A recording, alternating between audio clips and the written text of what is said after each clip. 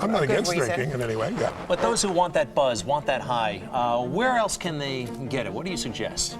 Well, we were just saying that, both my parents were alcoholics, so it's not like I'm against drinking, it's just the way they behaved at that point was kind of abusive, and my kind was very abusive, and so I didn't want to be part of that.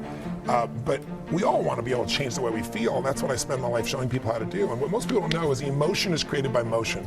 The way you move determines the way you feel. You have 80 different muscles in your face, 80. For most people, this is the largest area of unemployment in the country. They use the face the same way, they feel the same emotions over and over and over again. So what I was saying is I have this deal with myself called priming.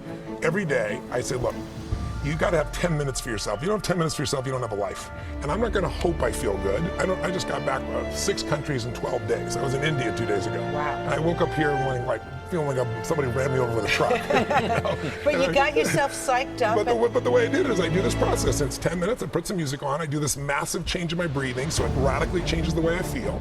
And then I do this 3-step process. First, I do 3 minutes of gratitude, where I think of 3 things I'm really grateful for, and I associate. I don't think of it over there. I feel it. And the reason is, when you're grateful, you can't be worried. You can't be fearful. When you're grateful, you can't be angry. And anger and fear are what screw people up most in their relationships, in their life, in their business.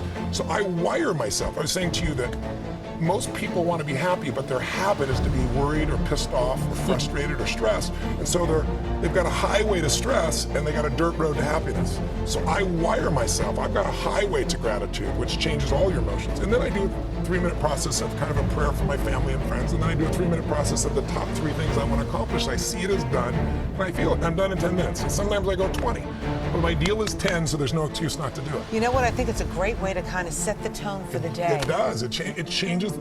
Listen, we've all had times when you snapped at somebody and you felt bad because it wasn't them, it was the state you're in, right? Well, there's no excuse for that. If you prime yourself, you set yourself up. They've done studies where they go to people and they have a man walk up to you and say, could you hold this for me? He hands you a cup of coffee. It's an actor. And then he takes some out of his pocket, then he takes it back and says, thank you. 100 people, they do it with iced coffee. 100 people do it with hot coffee. 45 minutes later, another actor comes by and says, listen, we're doing this little test. For $5, would you read this 3 paragraphs and answer 3 questions? Most people say yes.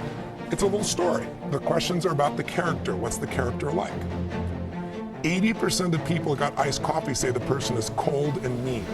Wow. 81% of the people that got hot coffee say the person is warm and gentle or nice.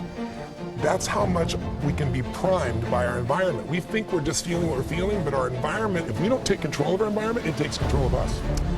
Pretty wild, Tony. Now, this is easy for you to say. Look at you. You're an investment banker. You probably have a master's from Harvard. I bet you have 3 degrees from Harvard. No, I got a high school education. So what happened? You never went to college? Well, my mom, I was going to USC. I wanted to be a journalist of sports. I was taking journalism. I was getting a scholarship. And then I had some major challenges with my family. I had to take care of them. And then my mom got very upset. I have 4 different fathers.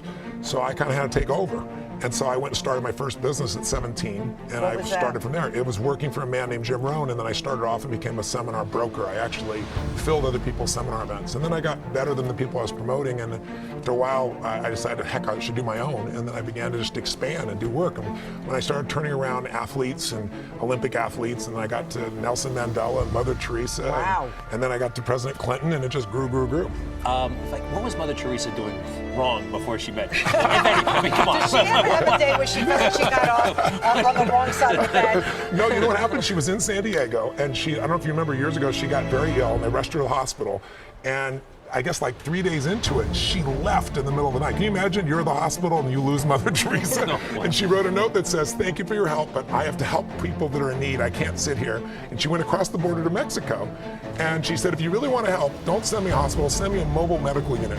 So in those days, I was friends with a very famous actor, and he and I were both fans of hers. And I said, why don't we just go buy this, you and I? Don't do a press conference. Let's drive it across the border. Let's give it to her. We'll get a chance to visit with her. And so anyway, bottom line, we did. And when I was with her, I said to her, it's such a pleasure to meet you. I always want to learn about people. So I'd say, listen, I'm wondering what juices you? What excites you? What makes you more excited than anything else? And I'm thinking juice you and none, maybe not the best term. And she looked and she said something I'll never forget. She said, Tony, she said, what excites me most is see a person die with a smile on their face. Wow. I was like, wow, not number one on my list, but I'm impressed. She's an amazing woman.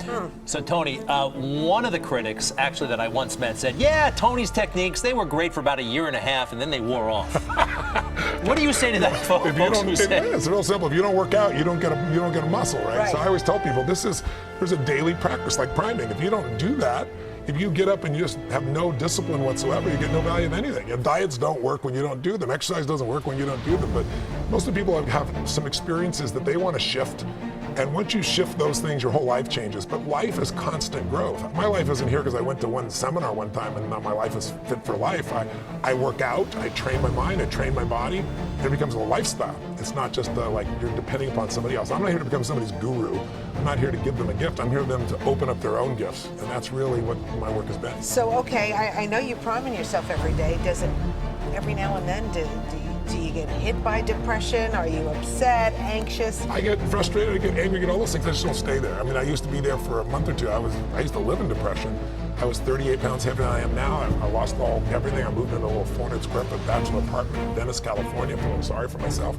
But I got so near the end where you think life has no meaning, it scared the hell out of me. And